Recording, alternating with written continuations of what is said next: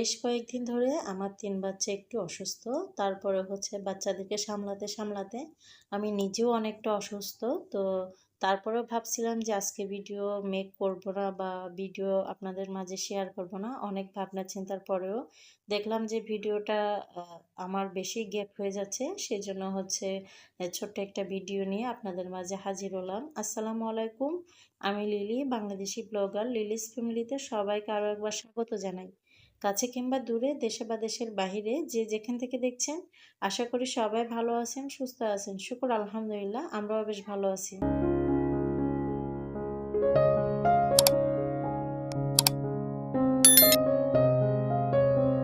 শরীরটা একদমই দুর্বল ছিল, একদমই কাজের কোনো এনার্জি ছিল না। তারপরেও হচ্ছে ছোট্ট একটা ভিডিও নিয়ে আপনাদের মাঝে হাজির হলাম। আশা করি বরাবরের মতো আপনাদের কাছে বেশ ভালো লাগবে। ভালো লাগলে প্লিজ লাইক, কমেন্ট, শেয়ার করবেন এবং চ্যানেলটি সাবস্ক্রাইব করে পাশে থাকবেন। যারা অলরেডি এই কাজগুলো করে দিয়েছেন সবাইকে অসংখ্য ধন্যবাদ। যে কাজগুলো একদম না করলে নয় সেই সমস্ত কাজগুলোই করে নিচ্ছিলাম, কারণ শরীরে একদম জোর পাচ্ছিলাম না, এত দুর্বল লাগছিল শরীরটা। তারপরে হচ্ছে যেহেতু সংসারে একা আমি, সব কিছু আমারই করতে হয়, তো যে কাজগুলো করতেই হবে সেই কাজগুলো হচ্ছে করে নিচ্ছিলাম। এছাড়া বাচ্চারা বেশ কয়েকদিন ধরে অসুস্থ। অসুস্থ থাকার কারণে হচ্ছে ওদের মুখে একদমই রুচি নাই। তো আমি ছোট, ছোট যে কাজগুলো করতে হবে সেগুলো কমপ্লিট করে রান্নাবান্নার কাজে চলে আসছি। ওরা হচ্ছে বিরিয়ানি খাবে, সেজন্য হচ্ছে বিরিয়ানি রান্না করব। এখানে হচ্ছে ২ কেজি, ২.৫ কেজির মতো একটা মুরগি আনা হয়েছিল। সেই মুরগিটা দিয়ে কিছুটা বিরিয়ানি রান্না করে নিব।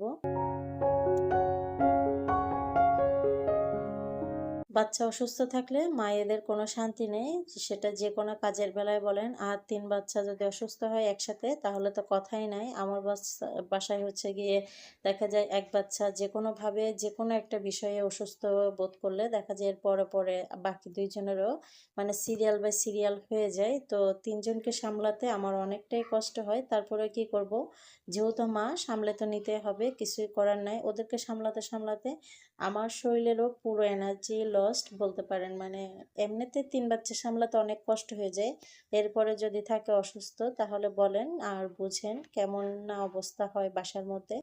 তারপরে হচ্ছে গিয়ে বাচ্চারা অসুস্থ যেহেতু ছিল, মুখে রুচি না থাকাতে কোনো খাবারই খাচ্ছিল না। তো ওরা যেহেতু বিরিয়ানিটা পছন্দ করে সেজন্য হচ্ছে কিছুটা মুরগি কেটে বিরিয়ানি রান্না করে নিচ্ছি। আজকে ভয়েস ওভার করার সময় যেহেতু আমি বলছি আমি একদমই অসুস্থ আর শরীরে কোনো এনার্জি ছিল না, কথায় যদি কোনো ভুল ত্রুটি হয়ে থাকে সবাই ক্ষমা সুন্দর দৃষ্টিতে দেখবেন। মুরগির মাংস কেটে নিয়েছি, সাথে কিছু আলু, চাল টাল সব কিছু ধুয়ে কমপ্লিট করে নিছি।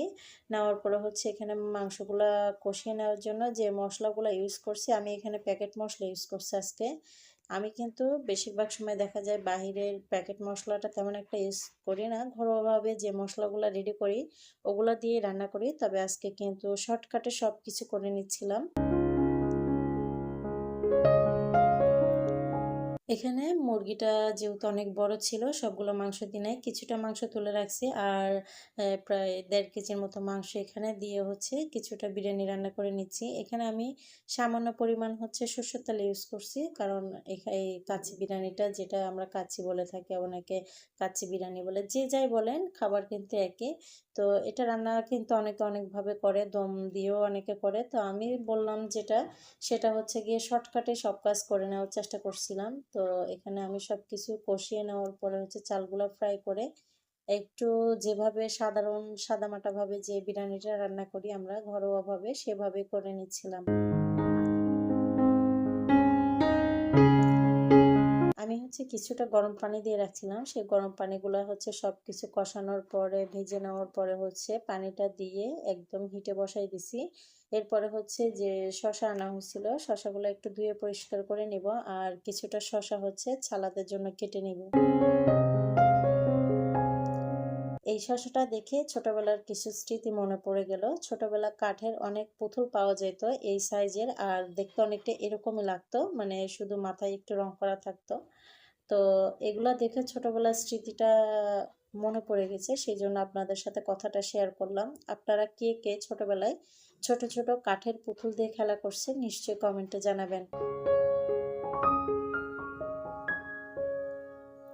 যে কোনো বিরিয়ানির সাথে পোলাও খিচুড়ির সাথে কিন্তু শসাটা বেশ ভালো লাগে। লেবু শসা হলে কিন্তু সেই ভাতটা আর খেতে অনীহা বা অরুচি লাগে না, খুব ভালো লাগে। তো এখানে হচ্ছে আমি কিছু শসা আর লেবু কেটে নিচ্ছিলাম। তো লেবু আর শসাগুলো কেটে কমপ্লিট করে নিয়েছি। আর আজকে যেহেতু অন্যান্য রান্না ছিল না, কিছু আগের রান্না করা তরকারি ছিল, সেগুলো কিন্তু অফ ক্যামেরাতে গরম দিয়ে রাখছি। ওগুলো যেহেতু খাওয়া হবে না, তারপরে ফ্রিজে ঢুকায় রাখলে হয়ে যেত, বাট ফ্রিজে জায়গা ছিল না দেখে বাইরে গরম করে রাখছি। আর বিরিয়ানি যে রান্না করব এমনও কোনো প্রস্তুতি ছিল না, হঠাৎ করেই হচ্ছে আপনাদের ভাইয়া মুরগি নিয়ে আসে, আর তখনই হচ্ছে বিরিয়ানি রান্না করব ভেবে চিন্তা করেই হচ্ছে বাচ্চাদের জন্য রান্নাটা বসিয়ে দিলাম।